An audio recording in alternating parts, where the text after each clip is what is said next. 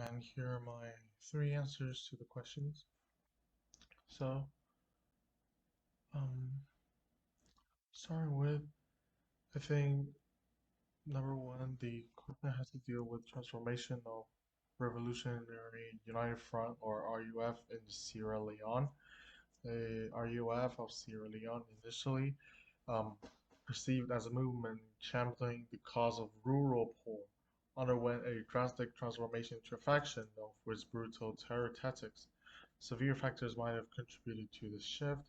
One, ideological shift and leadership dynamics. Movements like the RUF often begin with ideology goals, but over time, as leadership changes or become more autocratic, the original ideals can be overshown by the person amphibious or desires of the leaders. In the case of RUF, as the leadership became more entrenched, their methods became increasingly violent and disconnected from their initial goals. And resource curse. Sierra Leone's rich diamond mines, rather than being a source of wealth or for development, became a curse. The RUF involvement in the diamond trade to finance their operations to lead led to a shift in focus from political goals to controlling these lucrative resources, resulting in increased violence and terror tactics. External influences. External support pressure can also alter the group's trajectory. In Sierra Leone, the involvement of foreign mercenaries and the influence of neighboring countries, each with their own agendas, likely contributed to the RUS shift tactics. Then cycle of violence. As the conflict intensifies, the RUF may have found itself in a cycle of escalating violence. In such situations, brutality often begin with more brutality, leading to a loss of sight of original goals. Now, question two. Uh, question two. I'll focus on the responsibility of consumers in conflict communities. Now, Matty Bowen's accusations towards Danny Archer and his counter-argument about American consumers' habit bring up the complex issue of ethnical consumption. One, consumer responsibility. Consumers do have a responsibility to be aware of where their purchase come from and the conditions under which they are produced. Ethical consumerism can be a powerful tool in influencing companies' policies and by extension, global trade practices. Moral equivalences. Comparing the purchase of blood diamonds to buying goods from sweatshops, which both problematic may have different moral implications.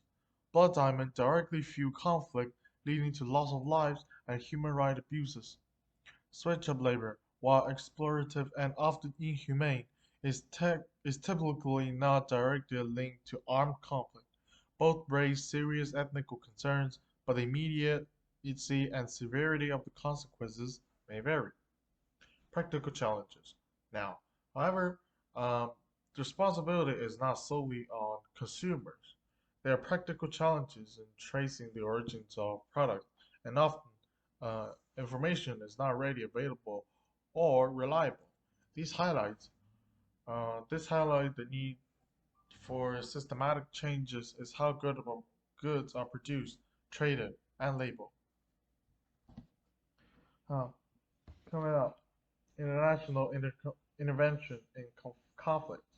The role of international community in the Sierra Leone civil war highlights the complexity of interventions. One, humanitarian grounds are the strongest arguments for intervention. When a country is unable to protect the citizens from mass atrocities, the international community, under the principle of responsibility to protect, has a moral obligation to intervene to protect genocides, war crimes, and crimes against humanity. Now, argument against intervention. Now, this conversely, interventions can be seen as an infringement on national sovereignty. There's also the risk of exacerbating conflicts of the intervention being influenced by the interviewing party's own interests rather than purely humanitarian concerns. justification, and decision making. Now, intervention is often justified in cases of severe human rights abuses and genocide. However, who decides and how they decide are continuous issues.